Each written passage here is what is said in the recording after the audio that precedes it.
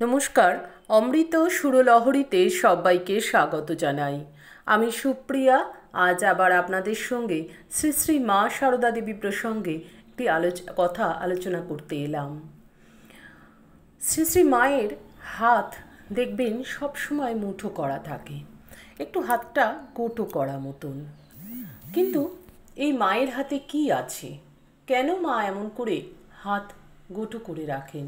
কেন এরকম হাতের মুঠোটা করা মতন থাকে মায়ের?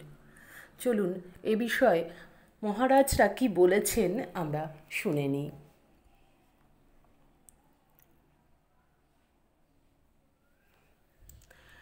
মায়ের হাতে কি আছেন সে প্রসঙ্গে পূজনীয় স্বামী শান্তানন্দজি মহারাজ কি বলেছেন?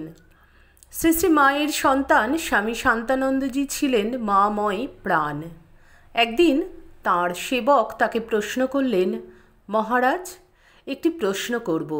মহারাজ বললেন, বলো।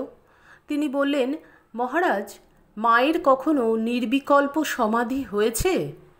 মহারাজ সাথে সাথে বললেন, দূর হ, এক্ষুনি আমার সামনে থেকে দূর হয়ে যা। অনেকবার দূর হ বলার পর তিনি বললেন, ওরে, মা যখন তাঁর হাতের মুঠি আলগা করেন তখন তোদের শ্রীরামকৃষ্ণের সমাধি হয়। মায়ের হাতেই মুক্তির চাবিকাঠি। মা না চাইলে মুক্তি হওয়া সম্ভব নয়। কি সুন্দর কথা, অসাধারণ কথা। আর এজন্যই বোধহয় ঠাকুর সবসময় বলতেন যে ও যদি রুষ্ট হয় তাহলে আমার সব রসাতলে যাবে, ব্রহ্মা বিষ্ণু মহেশ্বরও রক্ষা করতে পারবে না। আরও একটি ঘটনা এই প্রসঙ্গে আমরা শুনব যে মায়ের হাত মুঠো করা কেন।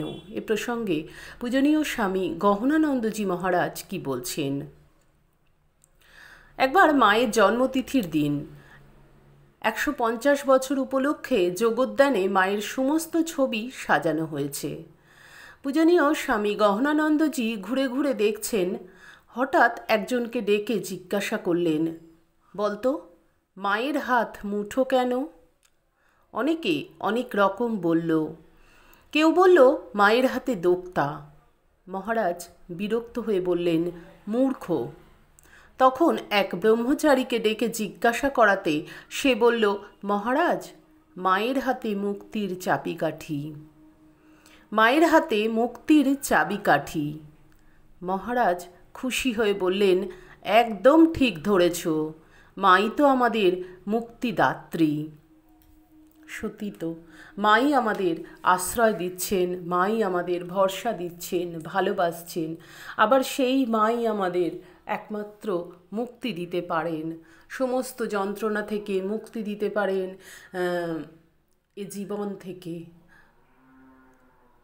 অসাধারণ কথা শুনলাম পূজনীয় স্বামী শান্তানন্দজি মহারাজ এবং গহনানন্দজি মহারাজের কাছ থেকে। হয়তো অনেকেই জানেন, আবার হয়তো অনেকেই জানেন না। যারা জানেন না তারা জানতে পারলেন এই অসাধারণ কথাটি। আশা করি আমাদের আজকের আলোচনা ভালো লাগলে প্রতিদিনের মতো লাইক, কমেন্ট, শেয়ার করবেন। মায়ের কৃপায় আপনাদের সকলের মঙ্গল হোক, সকলের ভালো হোক, সকলের মুক্তি হোক, এটাই প্রার্থনা করি। ঠাকুর মায়ের চরণে প্রণাম জানিয়ে আজকের ভিডিও এখানে শেষ করছি। হরি ওম তৎসৎ। শ্রীরামকৃষ্ণ অর্পণমস্তু। জয় মা শারদেশ্বরী, জয় তু স্বামীজি মহারাজ।